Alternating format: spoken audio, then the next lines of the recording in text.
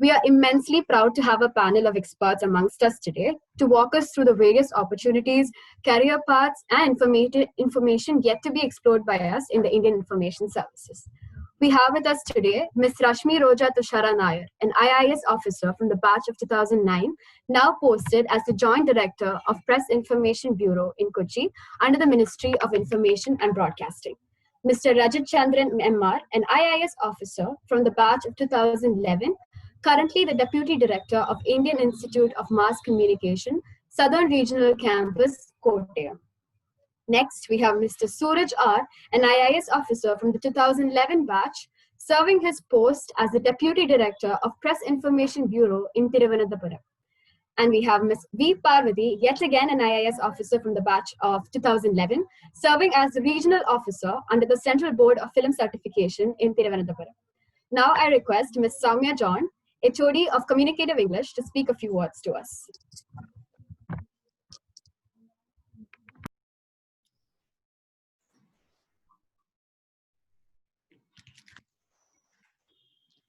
Hello. Good morning, everyone. And I welcome all of you to this session, which is hosted by the Department of Communication English in association with the Press Information Bureau, Kochi. And we have a webinar on Indian information services and the other opportunities related to it. And I'm extremely happy to have with us an eminent resource person, Rashmi Roja Tushara Nair IIS, Mr. Rajat Chandran IIS, Mr. Suraj R IIS. They are here with us to share their experiences and knowledge, also help us to explore the opportunities and challenges in the field.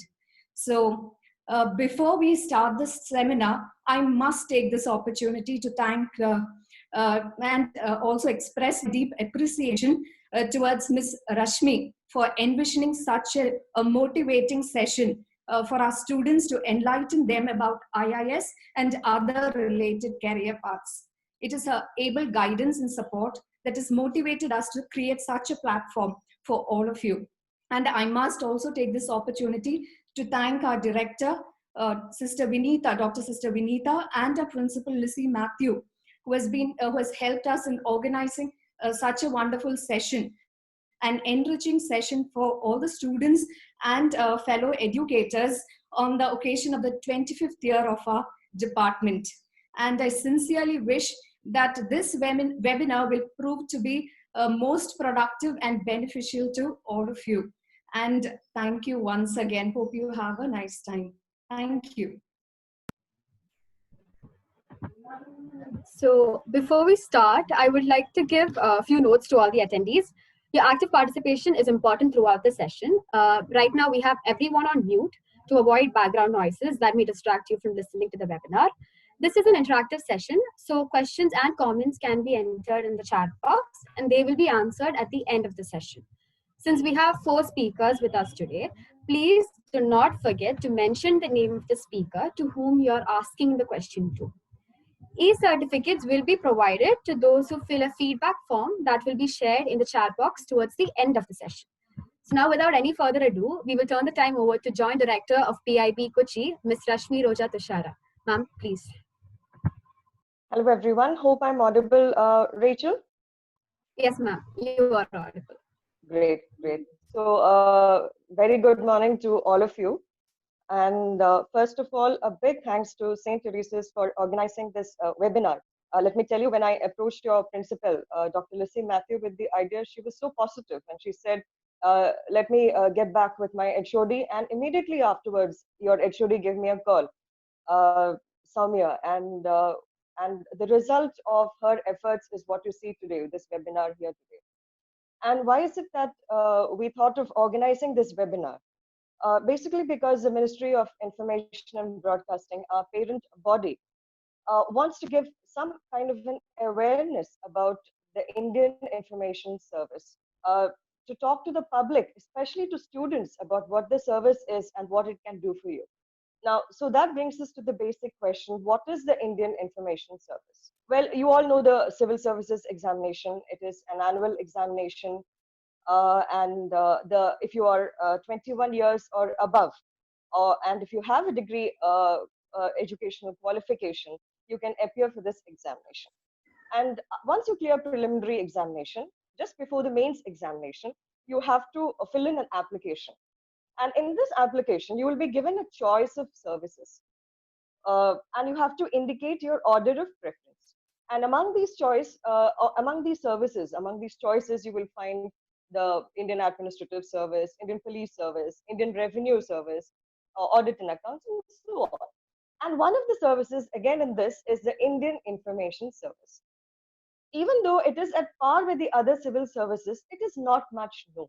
And that is precisely the reason why we are organizing this webinar. So that brings us to the basic question as to what is the Indian Information Service. It is a service in which bureaucrats also act as media managers. We facilitate communication between the government and the public. Now, whatever the government wants to get across, say public policies, guidelines, flagship programs, laws, acts, whatever the government thinks should be passed on to the public, that is passed on through Indian Information Service officers. We also have another responsibility. Get the feedback from the public and pass it on to the concerned ministry, pass it on to the government of India. That is also a broad mandate. Now, suppose you give the option of Indian Information Service when you appear for the mains examination, and finally, suppose you clear the examination, you clear the civil services examination, and then based on your preference, based on your rank, based on the vacancies, you are allotted a specific service. Suppose you're allotted the Indian Information Service. Let me talk about the training of it. So first, you will join all your batchmates from the other services at Mussoorie for a 3-month training, a general training. It is called foundation course. After these 3 months, all the services will go to their respective academies, which offer specialized training. And we will move to the Indian Institute of Mass Communication in New Delhi. So there, we will be given a training of roughly about 1.5 years, and you'll be trained in the various aspects of what you're supposed to do. And once this training is over, you will be given your posting by the Ministry of Information and Broadcasting, which is, as I mentioned earlier, the parent ministry. And there are lots of organizations working under the ministry, and you can be posted in these organizations. I'll briefly touch upon these organizations later. Or you could also be, you can handle media related activities of various constitutional and other government bodies. Say, for instance, Election Commission of India has information service offices doing the, getting whatever the initiatives of the Election Commission or whatever they consider important to be passed on to the public. So that is our role there. We have to pass on whatever the Election Commission deems fit for the public to the public through all available resources at our end. We have Central Bureau of Investigation where we have Indian Information Service offices and so on. And also, like as in the other services, we can also go for deputation. Now, let me come to the brief about the various organizations under the ministry. First is the Press Information Bureau, where I'm posted right now. What is it? Its basic mandate already told you. It is act as a medium between the government and the public. This we utilize print and electronic media. We use social media. We use press conferences. We issue releases, and we use all kinds of resources at our end. The ultimate aim is to help the government communicate to the public. And also, there are 2 unique features which I consider very important that I should mention. One is when you're posted in Delhi, especially, you'll be attached, information service officers will be attached to various ministries, not just the information and broadcasting ministry, but all ministries will have information service officers.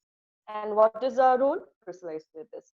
We have to work in close tandem with the ministers, with the secretaries, and we should help the public understand what the ministry is doing. And so we have a very important role there. Of course, it has its pluses and minuses, because the pluses, of course, will be walking in the corridors of power. The minus is, of course, something goes wrong, they know whom to pick, they know whom to blame. And of course, another important aspect about this is wherever you are posted, whether it is in Delhi, whether it is in Kerala, you have to have a close coordination with the media houses. The media, whether it is print or electronic media, you have to have a very close relationship with them, because after all, media, the print and electronic media is one important means of getting your message through. Now, another important organization is the Bureau of Outreach and Communication. Now, this is a very unique organization in that it works at the grassroots level.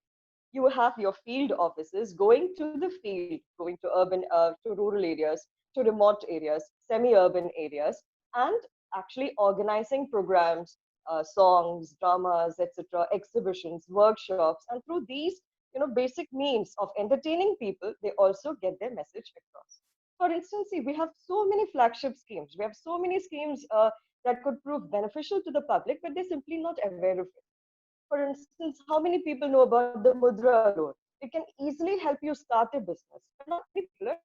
So such schemes are given to publicity among the in these rural areas through information service offices. So that is the Bureau of Outreach and Communication. Other organizations include Directorate of Advertising and Visual Publicity, which takes care of government's advertisements. You have the New Media Wing. It is a recent addition to the organizations, which looks after social media. You have the Electronic Media Monitoring Center. You have Publications Division, which takes care of government publications. You have the Registrar of Newspapers of India, RNI, which is mostly a kind of bureaucratic work which looks after registration of newspapers, verification of circulation, and so on. And then you have All India Radio and Doordarshan. Now, these two are very important organizations as far as we are concerned.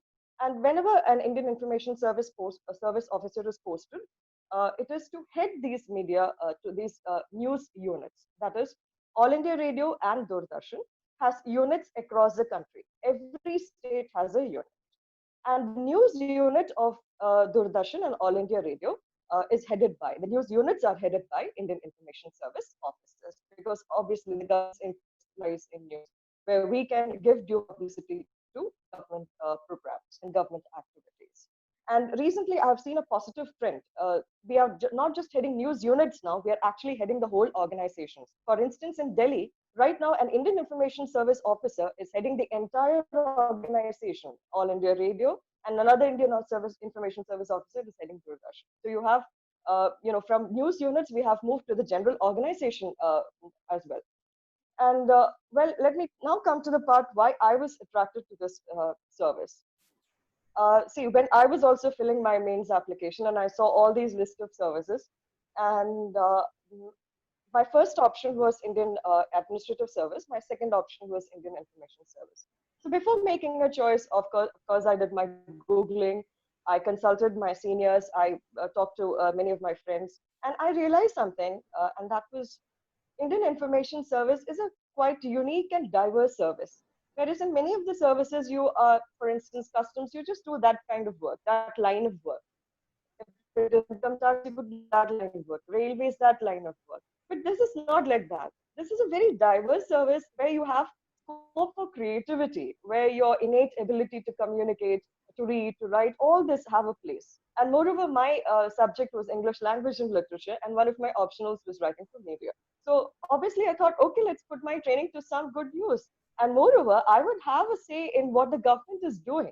And I would also make a kind of difference to the public through my activities. So it's not well and good. And so based on my rank was 335, and based on my preference, based on the vacancy, I was given my second choice, and which was Indian Information. And of course, you also, it has its perks, when you work in close coordination with the ministers. Wherever you are posted, you'll be heading organizations, or you'll be leading from the front. You will have a big say in things, and you'll kind of make a difference. And of course, in this COVID times, we have all realized, public sector jobs are, they have their perks, definitely, but safety, security, the kind of cushion that a government job provides, that is definitely adds in there. Private sector simply laying off their staff because their management is in crisis and so on. The profits have taken a downturn and so on. So government job is definitely, a thing something that people will opt for more in the future. More people are getting, are becoming aware of the security that a government job offers. And of course, civil services, Indian Information Service is not just any government job. It is the government job that so many people aspire to. So thank you so much. That concludes my remarks. Thank you so much, ma'am. Also, thank you so much for educating us about the various organizations in connection with the service and how you were drawn into the service and how this branch of civil service offers a variety of opportunities. And next, I call upon the Deputy Director of Indian Institute of Communication, Rajat Chandran. Thank you and good morning, everybody. Thanks again, Reshmi Madam, for the wonderful exposition of the service. And I would like to just add a little further on my experience and interest with Indian Information Service. Myself, Rajat Chandran, I belong to Trivandrum. I had my education in Kerala University, and I'm an IAS officer of 2011 batch. Before joining IAS, I was also part of the academic community as assistant professor of English in one of the government colleges in Kerala. So I share my background with Rashmi Madam that I completed my graduation MA English Language and Literature. And I would definitely say that this background has helped me appreciate the positive sides of Indian Information Service well. I would say that it is not me who chose IAS, rather the service chose me, because it is in my third attempt that I cleared civil services. And when I cleared civil service examination, little did I know that I would be selected into a service in which I would be paid to do what I love to do. You know, reading, writing, watching films, handling social media platforms, and get paid for it as a civil service officer is something which is beyond my dreams. You know, so Indian Information Service, I would say, is ideal for those who have a flair for language, writing, reading, editing, and communicating ideas in a clear and effective way. And for those who have an eye for arts and aesthetics, this is the place to be in. Of course, with the charm of being in the civil service. The webinar topic is opportunities in IAS. Yes, the service offers a whole lot of opportunities to excel as a communication professional. But I would like to add that with opportunities come the attendant simultaneous challenges as well. You know, the first key challenge being clearing the civil service examination itself. You know, the recruitment happens through the civil service examination conducted by UPSC, as you know, and clearing it is a mammoth task. And once you clear it and once you enter the service, Indian Information Service, the second challenge that you will face is to carry out public service communication, which you are mandated to do in a linguistically and culturally diverse country like India. You know, as an Indian Information Service officer, my fundamental mandate is to communicate on behalf of Government of India and to foster development through authentic, reliable communication on policies and various programs, flagship programs of government, as suggested by us, mentioned by Madam. This cadre of officers is trained to do development communication and empower people with relevant information to help them make informed decisions in their lives. It is not, I mean, you may be, after completing communication, a degree in communication, you may be employed in a private sector communication agency, but this is not like that. Here you are, as rightly put by Madam, that you are acting as a link between the common man and the people, and you are fostering development. You know, that is the core mandate of Indian Information Service. And I'm sure you would agree that communication today has become a vital, fundamental, integral process for any governments in power, especially in a democratic country like ours. And any democratically elected government would be eager to listen to the vox pop, the voice of the people. It would like to engage citizens through continuous communications. And you can call it the good governance paradigm, in which many of you would be knowing that there is a renewed focus on transparency and accountability in government's transactions. And this is ensured, achieved through, or they are trying to achieve it through proper communication. So coupled with this, the changes, the development in communication technologies and the advent of social media, governments they've started directly communicating with the people, you know. So they are doing it on a real-time basis today. How does Government of India does it? it is through the cadre of officers called Indian Information Service. The cadre is called Indian Information Service. Uh, as an IAS officer, my first set of opportunities or my tryst with the challenges was with social media. I still remember on the second week of my joining the service, we were taken to a meeting with the cabinet minister of information broadcasting, and the minister, we were too young, we are just exposed to the nuances of the service. The minister gave the task of formulating a social media strategy for the government of India. I think Parvati, the regional office in CBFC, would remember that it was a time when the whole concept of social media or new media, we call it, was fresh and new. You know, Twitter was unheard of. You know, we were on Orkut. Facebook was a new term at that time. There was no WhatsApp. So governments across the globe were doing baby steps on social media. People were not on social media, but the government of India wanted we youngsters to develop a strategy for social media communication. So this was something which was, surprising to us, that we were having access to the highest levels, even in the second week of joining the service. At the time of joining, we never thought that we would be exposed to such high level decision making bodies at a very young age. So the junior batches got the opportunity to implement their ideas on behalf of government of India on social media policy. So from that basic level, today, government is capable of measuring even the sentiment of online citizens on its policies and programs. We have various social media analytics platforms through which government gets feedback of what citizens think of the government's policies and programs. To cut the story short, I would say that in the beginning itself, I got the opportunity to be part of various awareness campaigns, behavior change communication campaigns, and the exercise to build social media capacity for government of India at the highest level.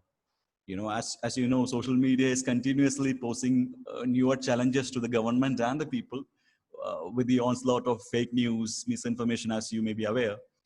Remember what WHO called the rampant spread of misinformation on COVID. It is an infodemic. It is a communication challenge as well. Indeed, an opportunity for the communication professionals as well.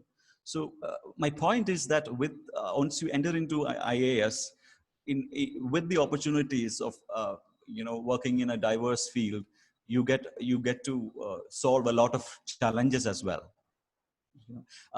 As Madam has touched upon the training part of Indian Information Service, I would also like to add a little further, because it's my own organization, IIMC, which was established in 1965 to train the cadre of Indian Information Service officers.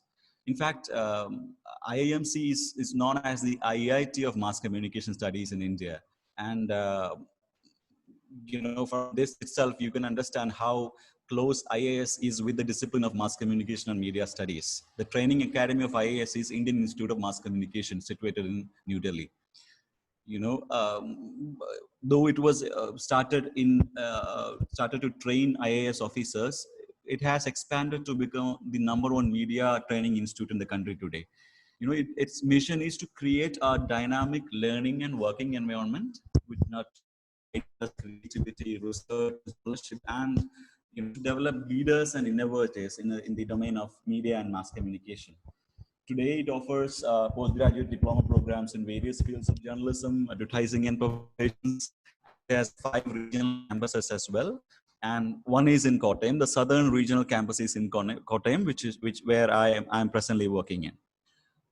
It has its centers in Tenkanal, Orissa, in northeastern India, Aiswal, Mizoram, Amravati in Maharashtra, and Jammu as well.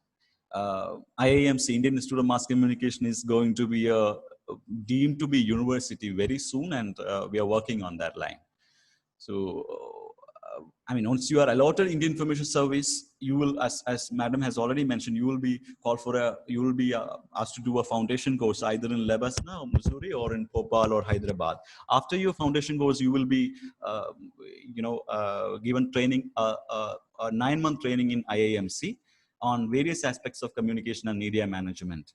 And let me tell you, as communication students or communication council, you would enjoy this course, this orientation course, as it includes various modules on filmmaking, communication projects, development communication, other attachments with armed forces, and Bharat Darshan, a 21-day tour across different parts of India to understand the serious communication challenges that we are supposed to undertake. After this 1 year's training, you would be sent to various media houses, as mentioned by Madam, and you would be given on-the-job training for 1 year.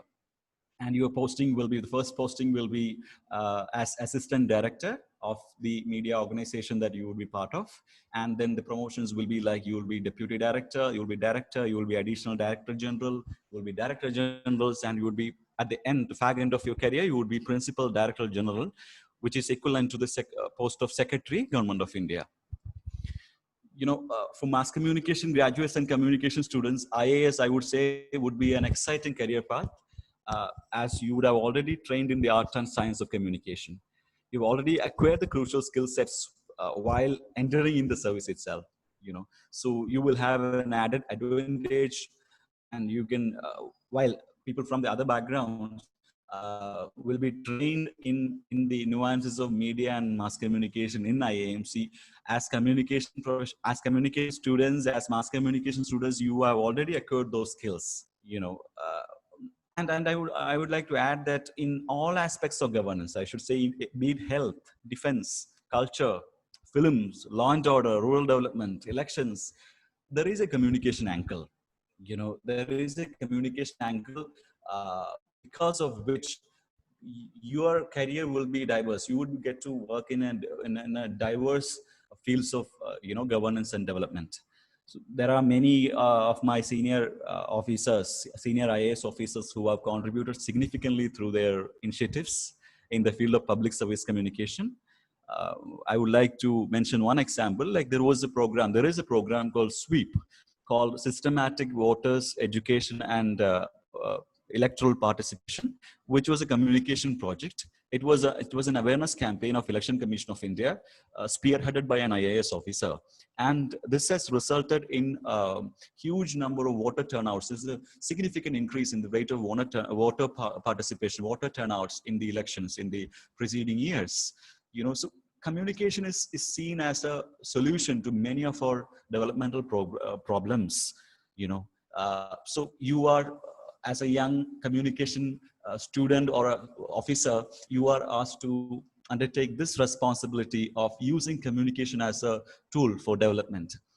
In IAS, you would not be working as journalists, but as civil service officers, and your mastery over the domain of public service communication would be of great use, in our country's march towards progress and unity. So during our training period, we would get the opportunity to visit various dignitaries in the government, like the President of India, Prime Minister, Vice President. So I still remember during our training period, Dr. Pranab Mukherjee was the President of India, and one piece of advice that he has given us, that you are the link between the common man and the government, and which is a crucial link, crucial for the development of the country.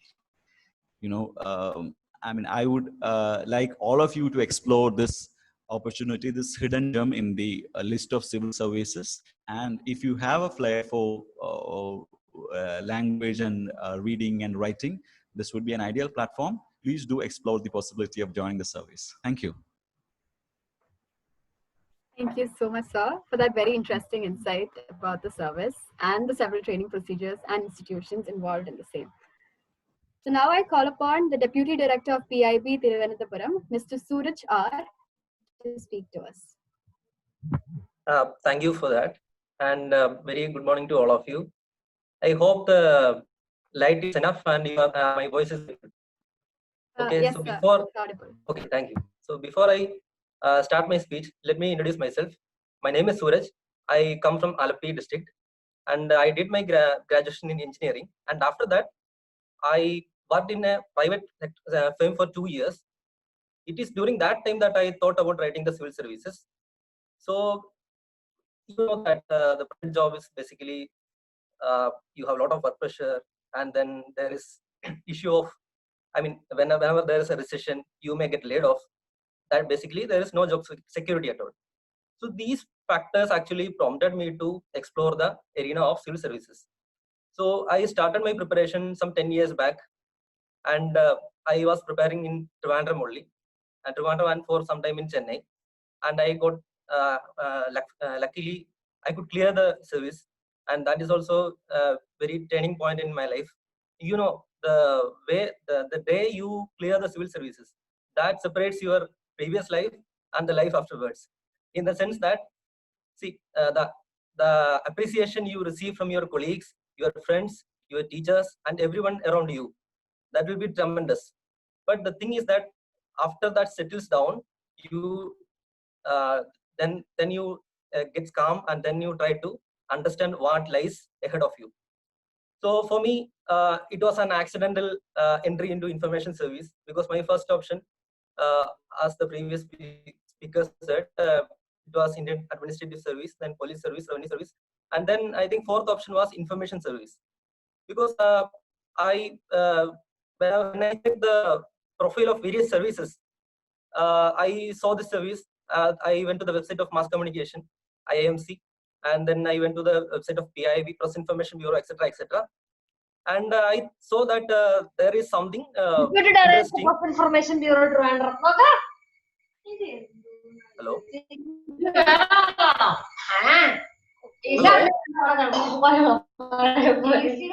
Hello.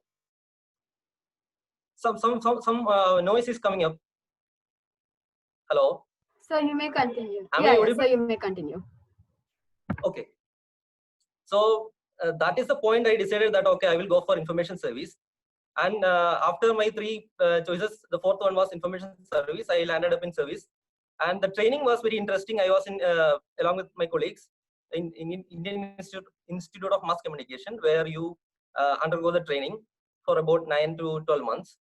So that there you understand the basics of civil services, and the training which you acquire in that during that period helps you to shape your career ahead. So after my training, I was posted in Press Information Bureau, which is the premier agency or the principal nodal agency for Government of India to communicate its policies and programs to the people.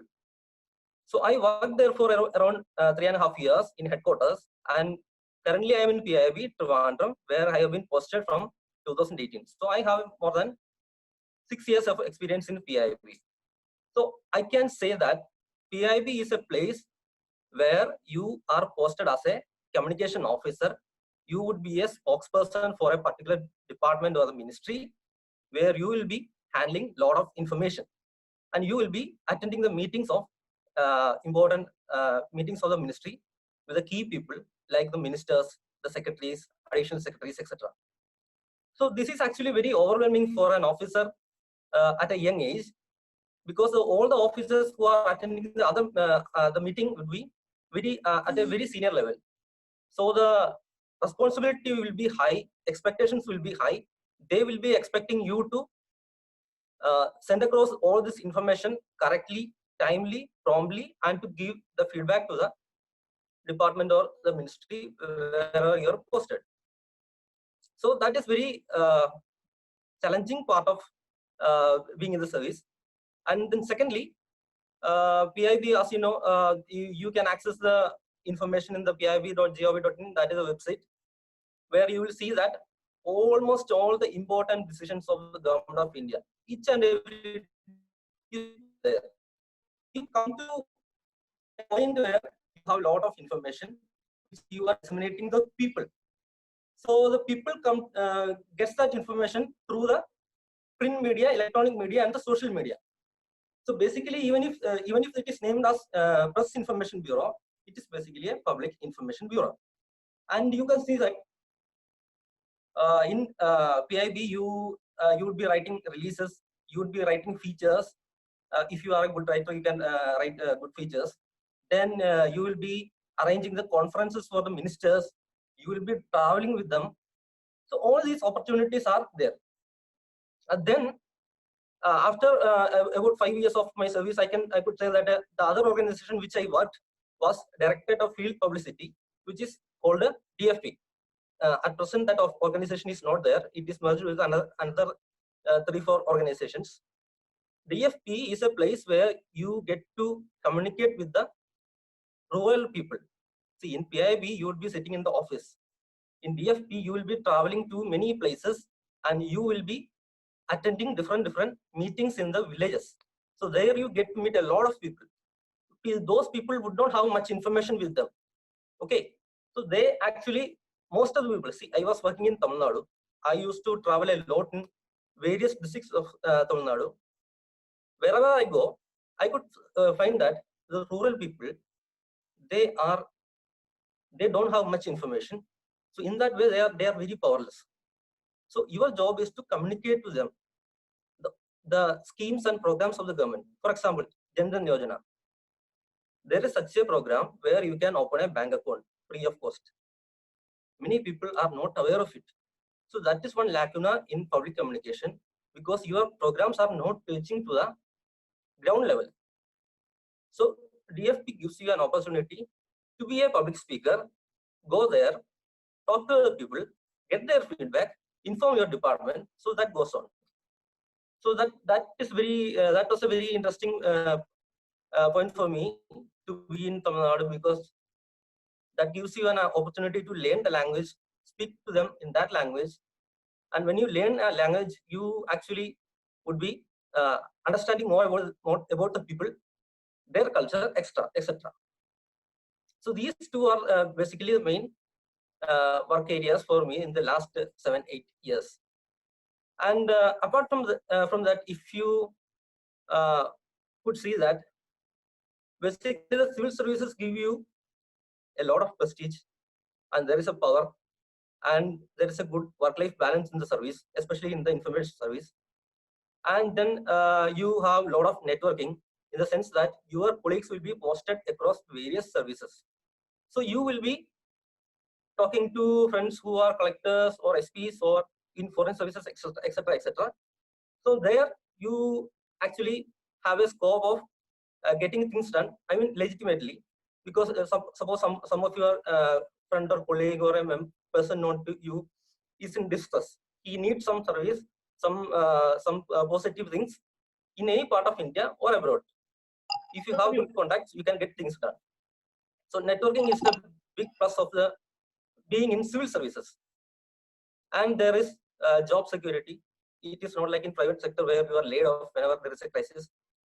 In government sector, there is a decent salary, there is a job security, there is opportunity to improve. And then even after your retirement, there is a scope of post-retirement jobs, etc. So these are basically the in a nutshell, these are the important 4 or 5 aspects of being in civil services. That is power, prestige, job security, networking, life after, opportunities after retirement, etc. So I think this will give you some understanding of how it would be, how it would be in being a civil servant. So that will help you a lot. So I mean, with that aspect, if you go into civil service preparation mode, I think you can crack it, provided you are lucky enough and you are hardworking. You will be in a good place to clear the services, and it is very interesting. It will be very interesting if you come to the services where I'm in, the information service. And with this note, I think I should conclude. And I thank all of you, especially the college and the Joint Director, ma'am, who both of them who arranged the conference. Thank you. Thank you so much, sir, for making us all aware about a lot of unknown information regarding the service, as well as the importance of joining the service. Thank you. Now I call upon the regional officer under the Central Board of Film Certification in Thiruvananthapuram to speak a few words to us.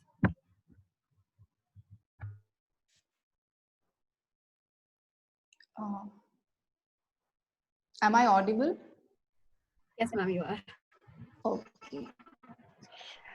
Hi, everybody. Thanks, Rachel. I am Parvati, and I'm currently serving as Regional Officer Central Board of Film Certification.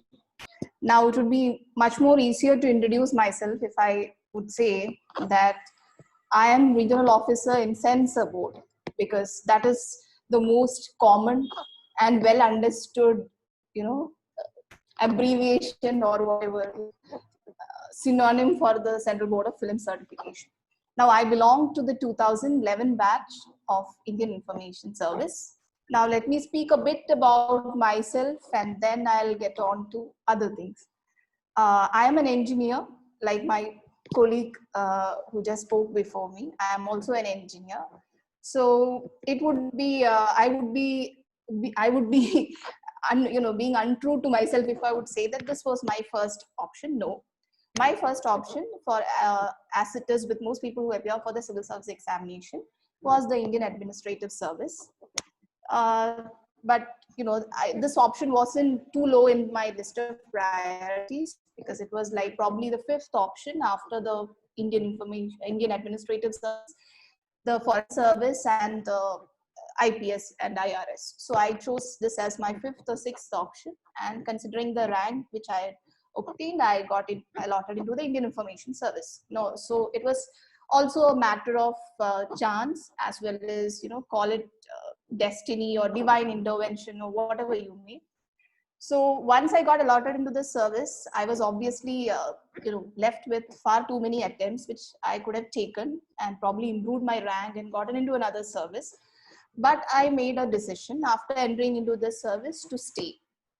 Now my reasons would be, I found that the service actually caters to the creative side of me as a person, and it also gives me all the the perks of being a government servant, a civil servant as well. Now my colleagues have already spoken to you at length about the opportunities that Indian Information Service offers in the media sector. Now I would like to lighten up things a bit. Being the last speaker, I think it would be better to lighten up things since I'm addressing a much younger audience.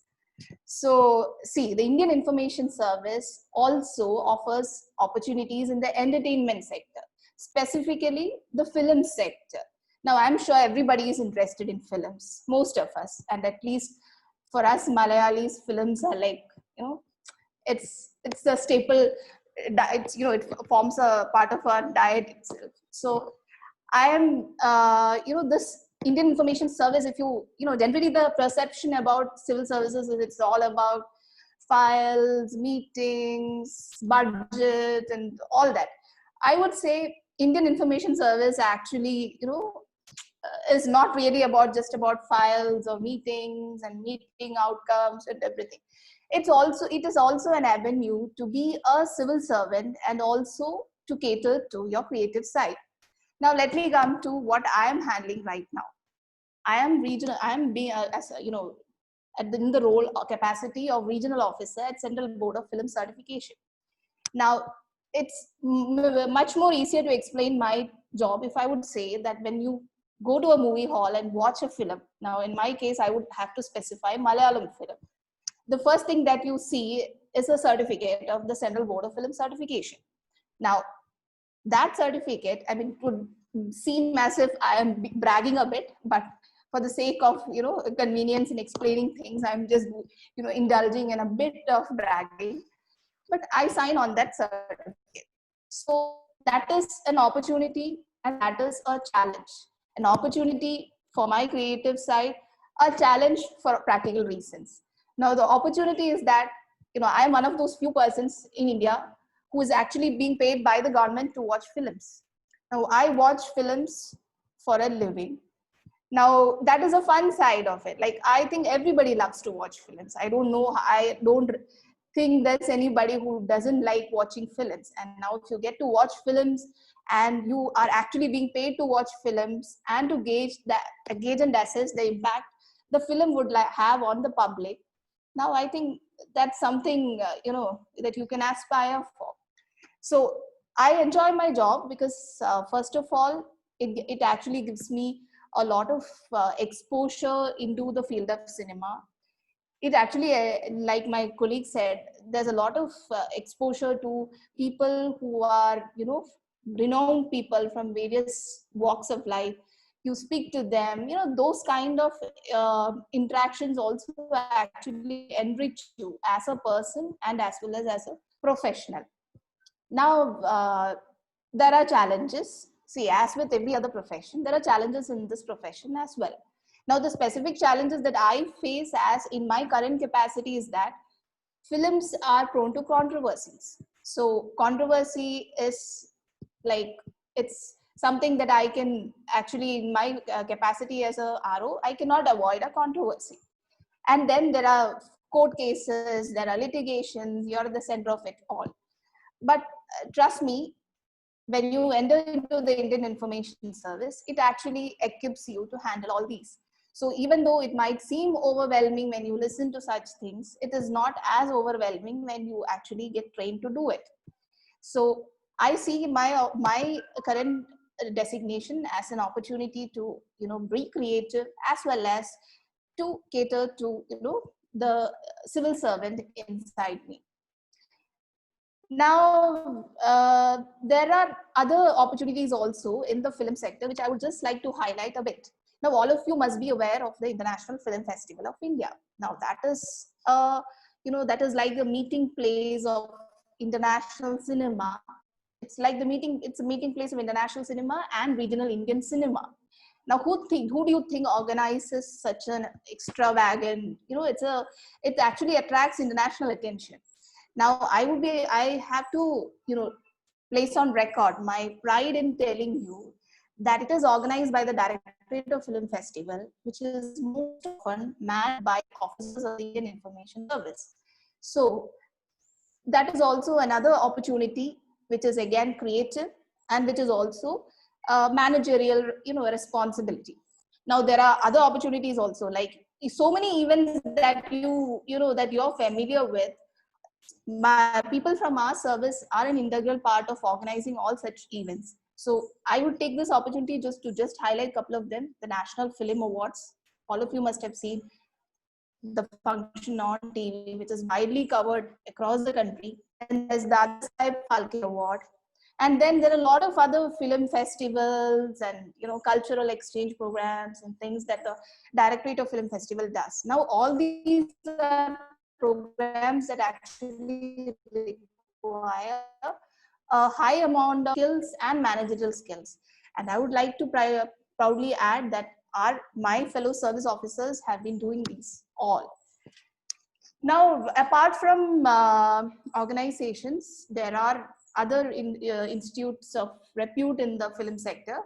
Mainly, everybody would be aware of these institutes: the Film and Television Institute of India at Pune, and the Satyajit Ray Film and Television Institute of India, which is at Kolkata. Now, both these organizations have IAS officers at the helm managing the administrative and other responsibilities in these organizations. Now, see, managing, like my colleague, Mr. Rajit, who is handling IIMC, FTII, and to an extent Satyajit Ray Institute, both are like the IIT for filmmakers, and the responsibility of administering these institutions is huge, and my service colleagues have been very ably handling all these. Now, apart from these, there are other opportunities also in the film sector. There's a films division. Then there is the films division is the one that actually organizes the Mumbai International Film Festival. This is for short films, documentaries, and animation films. Then there is the National Film Archives of India, which is actually responsible for the preservation of India's cinematic heritage. Then you have the Children's Film Society of India, which is actually responsible for propagation of children's film, and also which organizes Children's Film Festival, the International Children's Film Festival, National Children's Film Festival, etc. So, so I would like to, in a nutshell, tell you that apart from communication, there's also, a lot of fun in being in this service. These opportunities about which I've already said in the film sector, these are actually things where you actually have fun, you actually work, and you're actually contributing to the country. So when so many things converge, I'm sure, it would be, not an exaggeration to say that job satisfaction is supreme. Now, I have also been, prior to the current assignment, when I was a probationer, I was actually sent directly to work in the Bharat Nirman campaign. At that time, this was in 2013, and the UPA government was in power. So I was just directly picked out of IMC and put in the campaign. Now, for a probationer working directly in a campaign as enormous as a Bharat Nirman, that was a challenge, because it was very overwhelming initially. But with the kind of training that we got at the Indian Institute of Mass Communication, we could, within a reasonable framework of time, pick up the required skills that were needed to manage huge campaigns on part of the government. Now, my advice, or rather my, parting note to our younger participants would be, see, every profession has its challenges.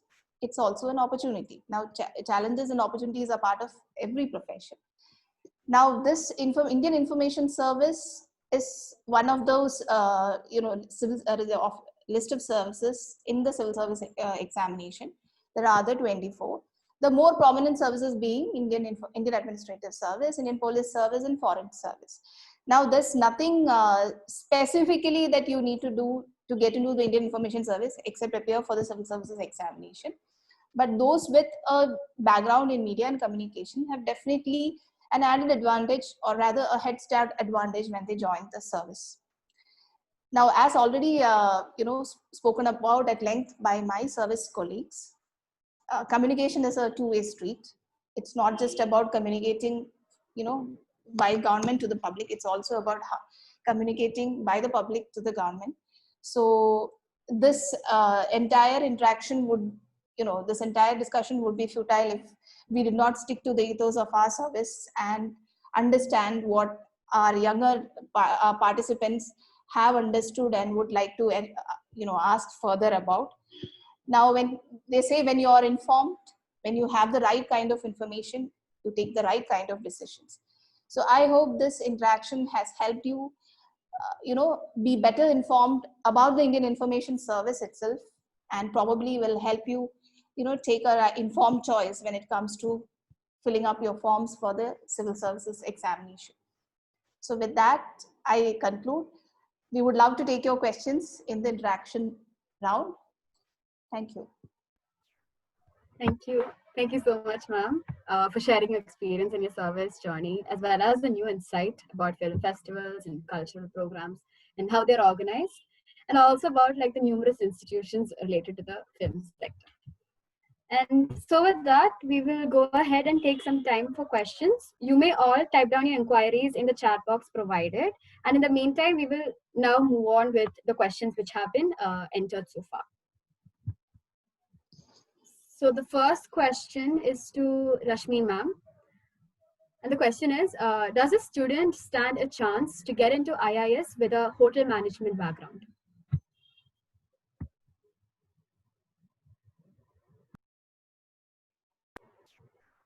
Audible? Am I audible? Yes, yes, you are. See, as I mentioned earlier, all you need is a degree, a qualification, be a graduate. All you need to be is a graduate. That's the only qualification that you require. And if you have, if you think that, okay, this is something that I can tackle, that willpower alone is enough. Everything else will come with time. You can, there is no shortcut to the civil services. And as Rajat earlier mentioned, you have to work hard, and you have to work hard and with a lot of determination, because you might not clear in the first attempt, and you should have the determination to go to the next attempt. You must have the willpower to do that. That is all that you need. Any educational background, you always have a shot at it, provided you're willing to work hard. And of course, you have to learn a lot of things. It doesn't matter which background you come from, you have to learn a lot of things about everything. Only, you have your The syllabus is available in the UPSC website, and you have to go through that syllabus and you have to learn all those things. You have to understand what is happening around you, not just acquire a lot of knowledge, but also think about these things and have an opinion, have a view, have a perspective on all these aspects. That's it. That's all. Thank you, ma'am. The next question is to Rajat Chandan sir. So unlike any other glamorized civil service platform such as IAS and IPS, why hasn't IAS been encouraged? And according to her personal opinion, she says even under the job scopes of a mass media graduate, IAS isn't notified properly. So what do you propose is the reason for this negligence? Very reason for our interacting with you right now is I would accept that yes, it is not as popular as other civil services such as IAS, IPS, or IRS. I would say that there is no negligence on the part of the government on notifying it, but the reason is something else. That I would say that, I mean, historically, we have a legacy of the British legacy, I would say, of the idea of the powerful collector, the powerful administrator, So, and in our popular culture, in our popular art forms like films, we have the powerful collector or the IPS officer doing, making changes for the better in society. And there are a lot of stereotypes such as this built into our, people's collective memory, where you will identify only, you would recognize only, or you would equate civil service with IAS or IPS. It is a common problem for all non-IAS IPS services. People do not know about them much, and there is a trend of people preferring them, at a low. I mean, people putting their preferences in a lower order for these services, and it is a legacy. It's a cultural legacy, I would say.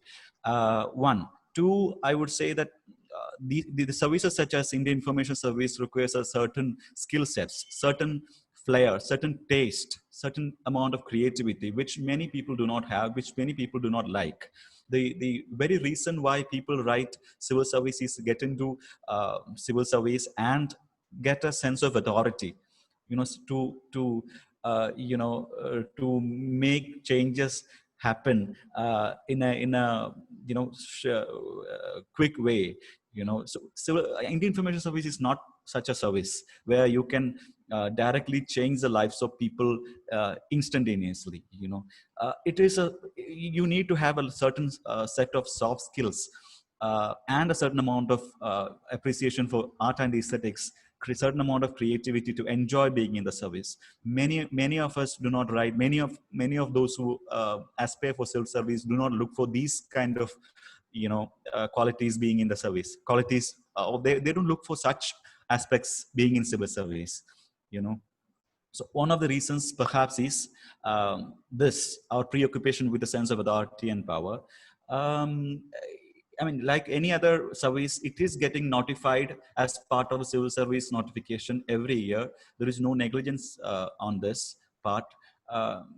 The main problem, I would say, is our preoccupation with the sense of authority, IAS, IPS, and other service such as IRS. Any of my colleagues can add value to what I said.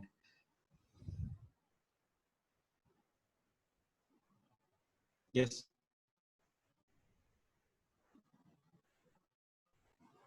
Yes, that's it for me. Yes, Rachel. Thank you, sir. So the next question is from Saraswati Binoj. So this question can be answered by both Rashmi ma'am as well as Suraj sir. Could you please tell us about the biggest challenges you faced while at PIB, Press Information Bureau?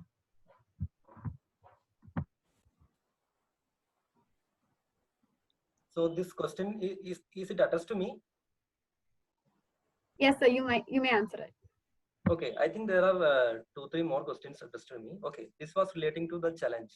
See, basically, when you are very young and you are posted in an organization and you are working as a information officer on behalf of a department, see, the biggest challenge is that the expectations that are there in the people around you, I mean the officers in the ministry, you have to rise up to their expectations.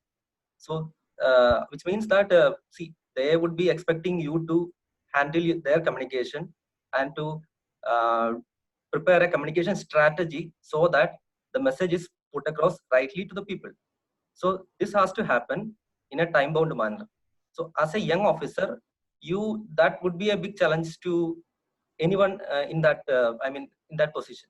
So that was a big challenge to me, and it took some time for me to, to understand the nitty-gritties of working as a publicity officer in the headquarters.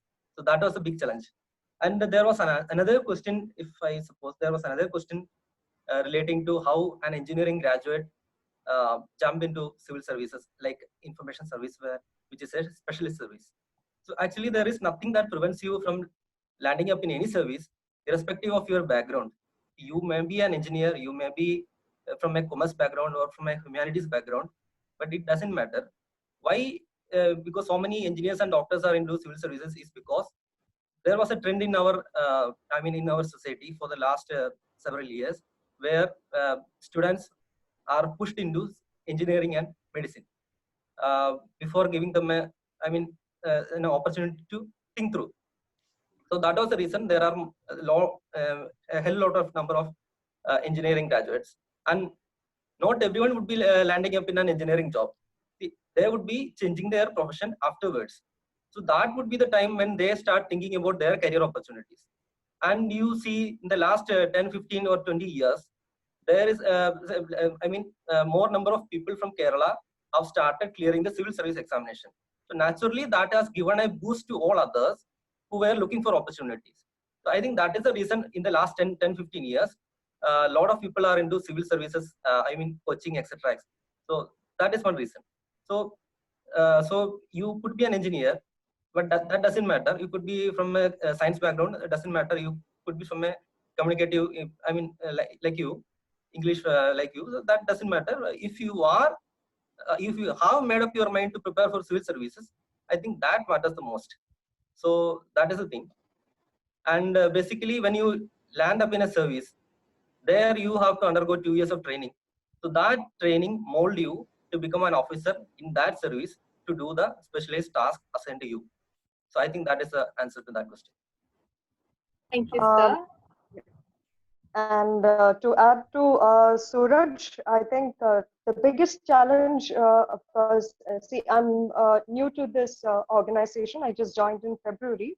And what I think is the biggest challenge is getting your message across to the public, because there are so many government schemes, programs that we would like the public to know. And that is the biggest challenge, because especially in rural areas, remote areas, where people might not be reading newspapers, where people might not have access to electronic media, social media. So that is the biggest challenge the Press Information Bureau as an organization faces. And also in, these Corona times are making things more difficult, because earlier we used to have a field office actually visiting these areas and telling people about these things. But with Corona, now we are limited to webinars and such things, and access to webinars is not available to everyone. So I think in these times, Corona definitely has posed a challenge to the, to communicating our government policies directly to the public. Rachel. Thank you so much, ma'am. The next question is to Parvati, ma'am, and it's from Alicia. What do you think of the emergence of OTT platforms with respect to limited censorship? Okay. Thank you for your question, Alicia. First of all, there's no censorship. It's not limited censorship. It's absolute lack of censorship in OTT platforms. See, as of now, the censorship, or rather the certification in India, is actually done on the basis of Cinematograph Act 1952, which was passed by the Indian Parliament way back in 1952. And then subsequently, there were, cinematograph certification rules, which came into being in the year 1983. And subsequently, in the year 1991, the government came up with more guidelines for certification. So, see, as you can understand, Cinematograph Act 1952 is, it came into being in 1952. So this was something, that act did not actually envisage that someday there would be platforms like, Amazon or Netflix, whatever you call the over the top platforms, which would, also have a significant audience. So as on date, the Cinematograph Act is not having the power to regulate in any manner the content on the OTT platforms. So it's not limited censorship, it's in fact absolute lack of censorship in the OTT platform. But having said that, it's not as if it's entirely, the platform is absolutely scot-free. No, they are bound by the Information Technology Act 2000. The other provisions of the Indian Penal Code also apply. So, but as of now, as on date, as we speak, there's no certification or censorship in these OTT platforms. Now, with regard to what I think, now opinions are, partly personal, but I would have to toe the professional line. See, naturally, with the emergence of new platforms, in any kind of platforms, for that matter, social media, that's also a new thing. So whenever these kind of platforms come, it brings along with it a whole new set of challenges, opportunities, everything. So it obviously takes time for the policy makers to understand, the kind of impact that these platforms have on the citizens in general and the younger population in particular. So right now, policy making with regard to what should be done with about the content in these OTT platforms, it's actually a work in progress. It's a consultative mechanism through which these things are done. Because see, in a sector like cinema, which is very creative, and where some, where even for that matter, the whole point of censorship is also very subjective. What is right for somebody is wrong for somebody. So it can only be evolved through a very through engagement and through consultation.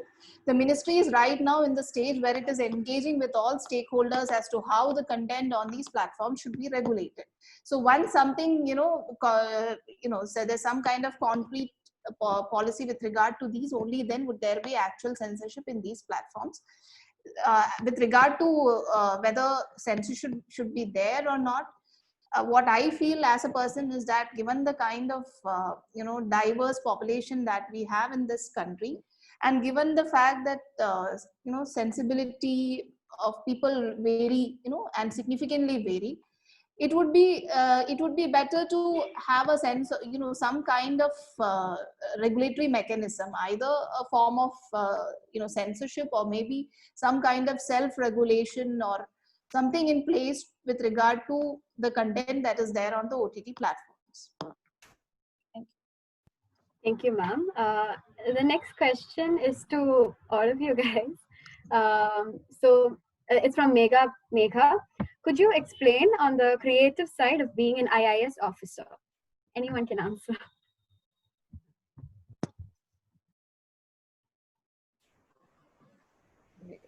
Okay, I'll start with whatever I have felt. It has already been touched upon by my other colleagues. See, this is, as far as I am concerned, see, I am actually handling a very subjective medium. Now, it actually requires me to do two things at the same time to ensure that creative freedom, artistic expression is not curbed. Now, that is a very subjective area. And then on the other hand, you have, the rules, because finally you're also a civil servant. So the rules in fact means reasonable restrictions which are actually imposed by the constitution of this country. So as a person, I have to gauge the effect of the movies on behalf of the general public. Now that would require me to have a certain kind of understanding, sensibility, with regard to the kind of content that you see. Now this is something which I feel as a person, it's actually not, it doesn't make you feel that you're actually doing a job. You feel that you're actually doing something which is enjoyable and which is also responsible at the same time. So that would be what I would like to say from the kind of job that I am handling right now. Perhaps my colleagues would be able to handle how more creativity, like how writing, reading, communicating, how these things are more into more being done by my other colleagues. So they'll be in a better position to answer. If I may attempt to answer this, am I audible? Yes. Okay. As being in the service, you get to work in a media organization called Directorate of Advertising and Visual Publicity, where you would be you would be administering, you would be managing campaigns for various campaigns for Government of India, and this particular position offers a whole lot of space to utilize your creativity. You would be selecting ads, advertisements. You'll be selecting creative agencies based on their inputs or their ad films. You'll be selecting what would government ad be like. How would a government ad be like? So to understand or to appreciate creativity, you need to be creative. That is one. Two, you would be, as Parvati has said, you would be posted in the film wing of the of various organizations in the film wing, like FTII, like CBFC, and you would get an opportunity to organize International Film Festival of India, where you have to appreciate creativity. For that, you need to be creative. So you would be making films for Government of India, advertising films, and you would be commissioning those creatives for Government of India. Three, when you are working in social media sector, there are people who say that what is there in a tweet. As there is an overabundance of information in the social media sphere. How do you demarcate? How will a government communication stand out? How can you grab attention of the people? You know that the attention span is very less these days. So you need to use your creative inputs, creative ideas to make one tweet stand ahead of the clutter. You need to design infographics. You need to come out with a lot of graphics and creative ideas to create innovative communication. So there is a whole lot of opportunity to use your creativity in the service. Perhaps others can add more. Thank you.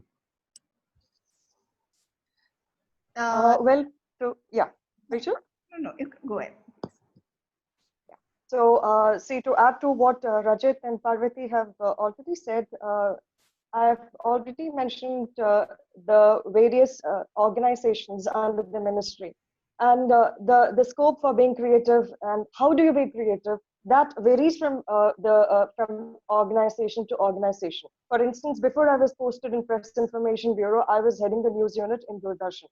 There, how is it that you can get public to understand which are the stories that you should highlight, and how should those stories be packaged so that public get the message, that the public understand that okay, this the government is doing for them. And suppose I come to PIB, it is about being innovative, it is about being creative. How is it that you can get this message across to the public? Which is the best medium for that? And as Rajat mentioned, suppose it is a tweet. How does a tweet stand out? Suppose it is a release. How does it stand out? So these are the various lines in which you have to think. And it varies from organization to organization. And each organization that you go, you have to innovate. You have to evolve a strategy to see that the communication gets across to the public. Thank you so much, ma'am. So the next question is again to Rajat sir. And the question is, how can one get into Indian Institute of Mass Communication? And this question is asked by Leah Monsi. Okay. Thank you for the question. There is I presume that she wants to enroll as a postgraduate diploma student in IIMC. Yes, there's an All India entrance examination hosted by IIMC. There are various courses like PG diploma, postgraduate diploma in English journalism, postgraduate diploma in advertising and public relations. There's PG diploma in radio and TV journalism. There is an All India entrance examination followed by an interview process and a group discussion also. So based on the marks, performance of the candidate on these parameters, we will generate a rank list, and your admission will be based on that. So as a IAS officer trainee, to get into IIMC is through civil service examination. Thank you. I hope I have answered. Thank you, sir. The next question is to Suraj sir, and it's from Chitra Nair. You did your graduation in engineering, and how did this help in IIS? Did you have any media background to support you in the IIS, and how did you handle the whole thing? Okay. Basically, I did not have any media background because, as I said, I did engineering. And only after landing up in the civil services, in information service, I learned the basics of feature writing or making a press release or issuing some tweets, etc. So that media background was not with me. So basically, as I said earlier, you have a 2-year training program, probation. During that period, you will be undergoing training in the training institute, and then you will be having an on-job training in various media organizations of the ministry. So there you learn the basics of how an organization is run, how the media campaign is run, how the strategy is made, etc. So you learn when you are working. So that is how I mean, I acquired my experience. Otherwise, this is the case, I think, for most of the people. See, information service, there are two entries at group A level and at group B level. At group A level, there is no, there is no mandatory qualification or a mandatory background is required. But for group B officers, they have to be from the media background. So they have a head start. That is true. But it doesn't really matter in the over a long period of time, because in group A service you also learn to work and you excel in your job. So that is how it is. So most of the people who are coming to the group A, they don't have that basics, media background, but that doesn't prevent you from achieving things. I think that answers the question. Thank you, sir. The next question is from Fida, and it's posed to Rajat sir. How could you keep up the positivity and motivation to prepare for the exams? Because some people usually just lose their confidence after the first try. Yeah, it's a heartbreaking experience when you get into when you clear the prelims, when you clear the mains, and when you reach the interview stage in your very first attempt, and when you look for your ranks, you see that you are not selected. That's a heartbreaking time. But still, and you won't have many days to sit for the next prelims. Yes, one has to keep the tempo. One has to be positive. One has to depend on the family members, the positivity that created by the family. And luckily for me, I was doing research also at that time to concentrate on to support as a supporting career option.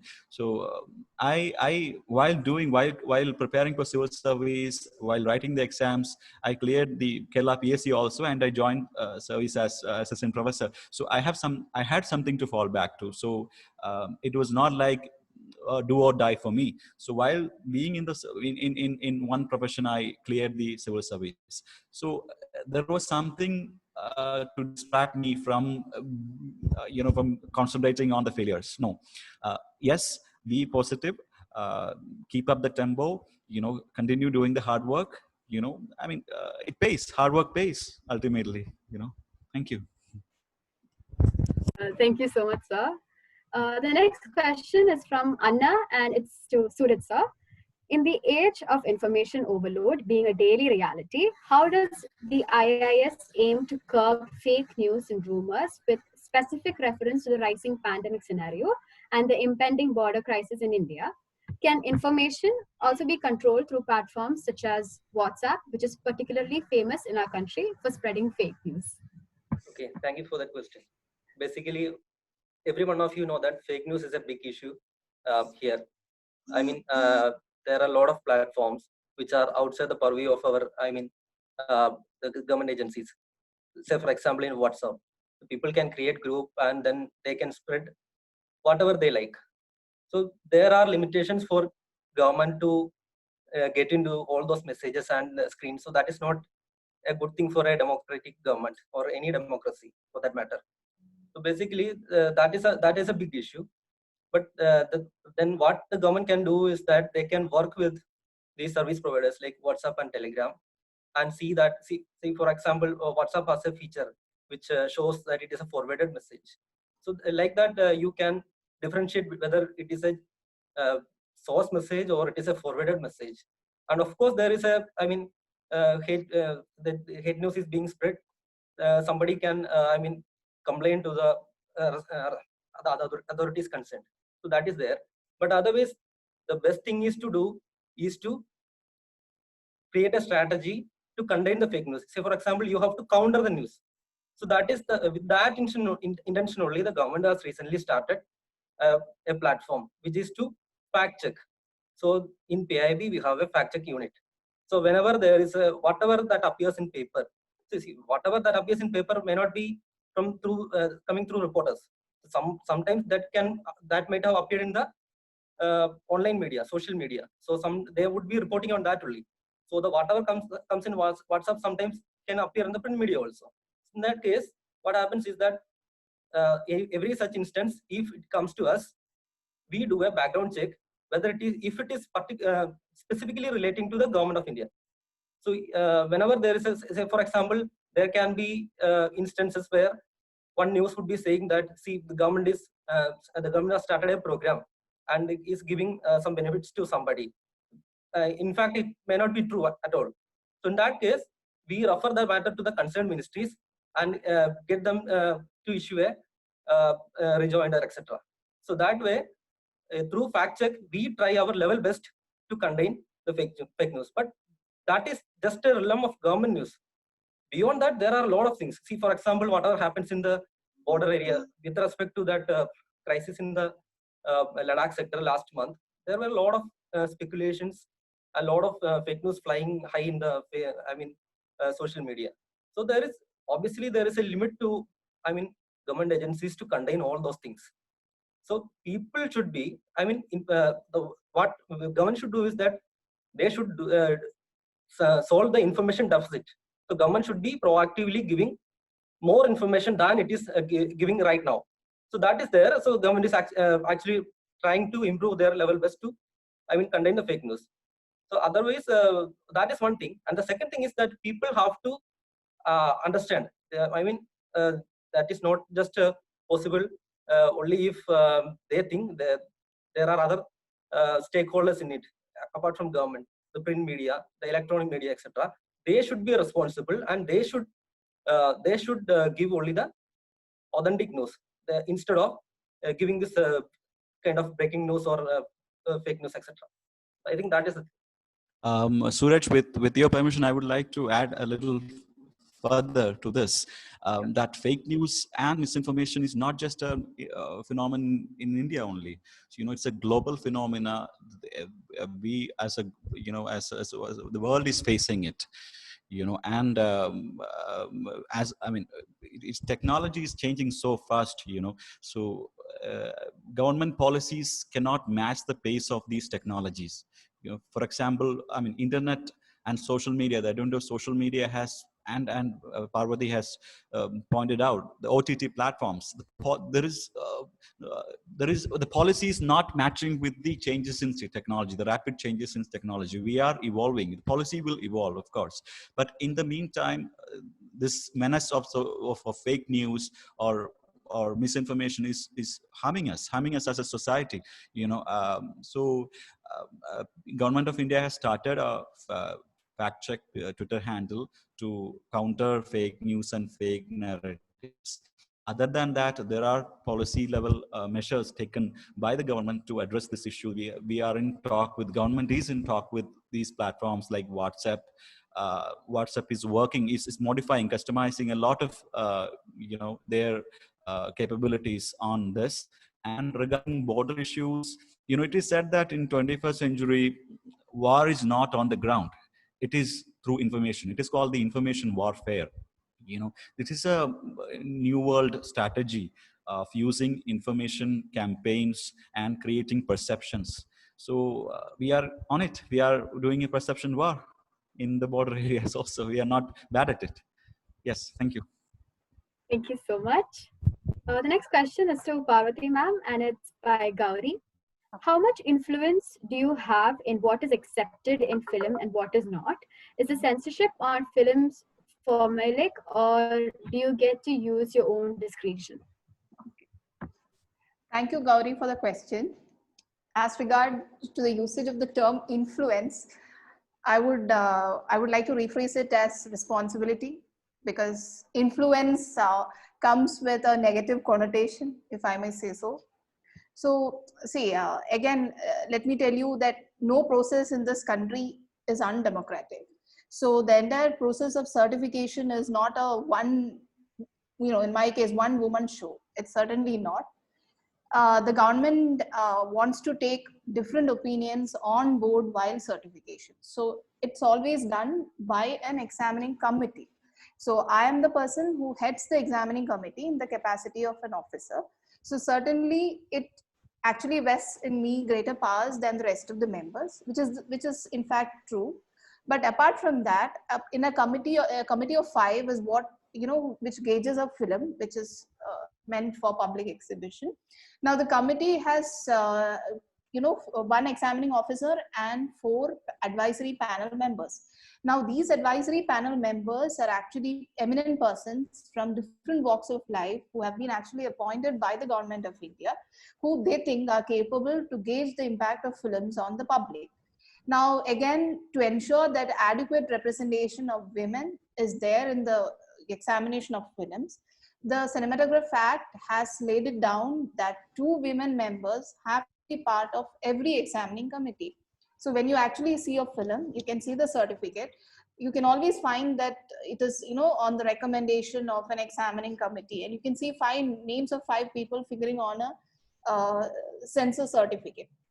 So now it's a very democratic process, because 5 people always obviously means 5 opinions. It can be, convergence of mind has to be there, because finally we have to come up with a unanimous recommendation.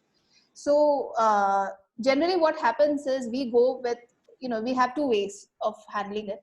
Either there is unanimity or there is not. So when it comes to unanimity, it means, everybody has had the same perception about a film. So that makes actually decision making very easy. It's communicated to the filmmaker that, this is what we think collectively as a group. Let me come to that later. And now the other part is lack of unanimity. Now, lack of unanimity is something which we have to tackle in every sphere of life. Now, no 2 people think alike. So when there is lack of unanimity, as an examining officer, my responsibility is to actually give the person who has a differing opinion the right to be heard. Now, I would hear out the person who has a dissenting opinion, and whether if it is in line with the rules, the act, and the guidelines which are actually in place, I would have to take it on board.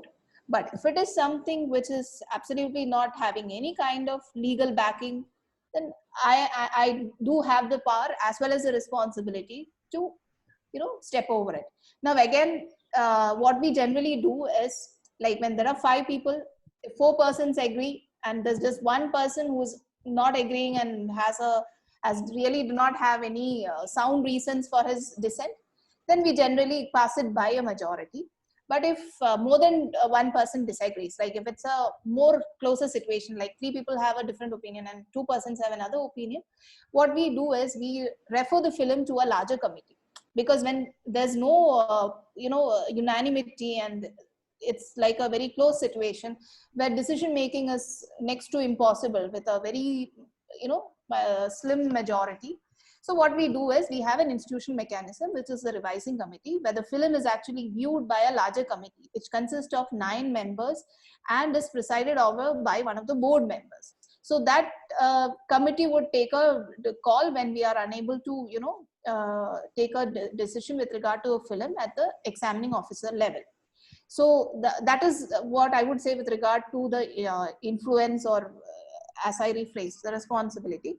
Again, as per the Cinematograph Act, the regional officer has the personal responsibility for ensuring that all the guidelines and all the rules and whatever is laid down in the rule and act of the act concerning certification is abided by.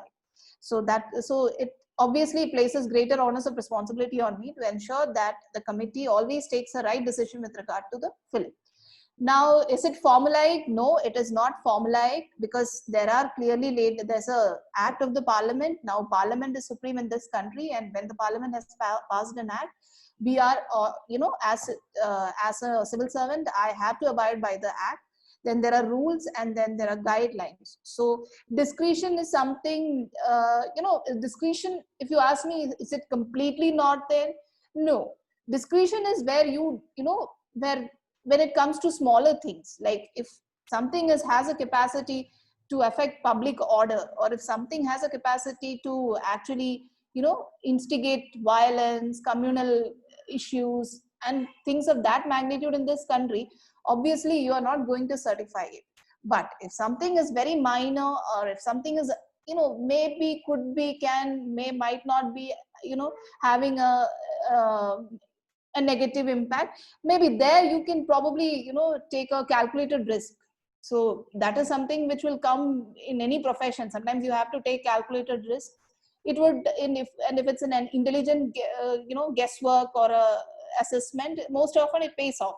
But yeah, there will be circumstances when it will not pay off. So one has to probably rely on precedents and understand the general pulse. So what we do is we ensure that the diverse opinions are taken on board, so that we have a better assessment of how the public will actually respond to these films. Thank you so much, ma'am. The next question and the last question is to Rashmi ma'am. It's from Chaitanya. With high unemployability, especially after the pandemic, how do you think we should balance our civil service dream, which certainly might take multiple attempts to succeed, and the reality, that is the rising unemployability with time? Well, you're absolutely right. And I briefly touched upon this point when I was speaking earlier. With this pandemic, with private sector especially not offering any kind of job security to its employees, people being just laid off because of a crisis in management or for some low profit or whatever reason. So in that situation, of course, people will look more to government jobs. And now, if I talk about civil services, as Rajat mentioned earlier, see, civil services is definitely one of the most fair and just examinations still being held in the country, where every citizen who has crossed 21 years and and is a graduate can have a shot at. That is the speciality of this examination. It is just, it is fair. You also have a shot. At the same time, as you've said, it is a very difficult examination to crack. You have to work hard. You have to, despite working hard, you might not clear. There are lakhs of people who have not cleared the examination despite working hard, and maybe who are more brilliant than those who have cleared the examination. So what I would suggest is, as Rajat mentioned earlier, always have an alternate. For instance, I also had cleared the UGC examination. I had also cleared NET, and I was doing my JRF when I cleared the civil services examination. So always have a career option that you can fall back on. And of course, these times also will pass, and so don't be so pessimistic. We'll also get over the situation. What you can do right now is if you really think civil services is a thing for you, start preparing for that. At the same time, based on your talent, based on your innate ability, have some kind of a parallel career choice in mind for which you can simultaneously prepare. So that if you don't clear the civil services examination, at least you have something to fall back on. See, by the time this examination gets over, you'll be 32 years. That is in the general category. That is the maximum age limit for which you can appear for the examination. So when you reach 32 years, your options will be pretty limited. So at the starting stage itself, think about some kind of a parallel career choice based on what you like, based on your ability, and so that if you don't clear the examinations also, you have something to fall back on. I hope that answers the question, Rachel. Thank you so much, ma'am. Yes, it did. A huge thank you to all the panelists for answering all the questions despite the time constraints. So also because of this, we had to limit the number of questions, but don't worry, all your unanswered questions have been noted, and the answers from the panelists would be sent to your respective emails as soon as possible. So with that, we have come to the end of this webinar. I now invite Mishra to propose a note of thanks on this occasion. Good afternoon, everyone. Initially, let me express my thank you for giving me the opportunity to deliver the word of thanks in this informative session. First of all, on behalf of all the participants, I'd like to thank our dear panelists for guiding us through the career path of Indian Information Services. Now, let me extend the gratitude to the panelists individually for all the valuable information you've given us. First of all, I'd like to thank Rashmi ma'am for laying us the foundation about Indian Information Service and how the field is so diverse and how we can join it and how we can be bureaucrats and media managers and various other opportunities. I thank you, ma'am. And now I'd like to thank Rajat sir for sharing your experience and for informing relevant information about Indian Institute of Mass Communication and other media related activities. I thank you, sir. Now I'd like to thank Surat sir for sharing your experiences on how your accidental entry actually turned out to be a successful journey and how there are many people who are unfortunate to have technologies, but how we can still communicate with them directly and explain various schemes to help them. I thank you, sir. Now I'd like to thank Pavati ma'am for showing us a different side of civil service, how there's a fun side to it, and how we get to organize many fantastic events like film festivals, and how we can work as a responsible citizen to the country and also propagate our creativity. I thank you, ma'am. Now I'd like to thank our beloved director, Reverend Dr. Sister Vinita, and our dear principal, Dr. Lissy Matthew, for their constant support. Now, sir, I'd like to thank the head of the department, Soumya ma'am, for organizing such an interesting webinar and also always understanding the students' interest. The teachers of Communicative English department, thank you so much for motivating us in every step that we take. And now the majority, the participants. Thank you so much for joining, and your support is always valued by us. Once again, thank you all. Thank you, Misha. Reminding you all once again to fill in the feedback form, which has been shared in the chat box for your e-certificates. Once again, thank you for joining us. Have a nice day and stay safe.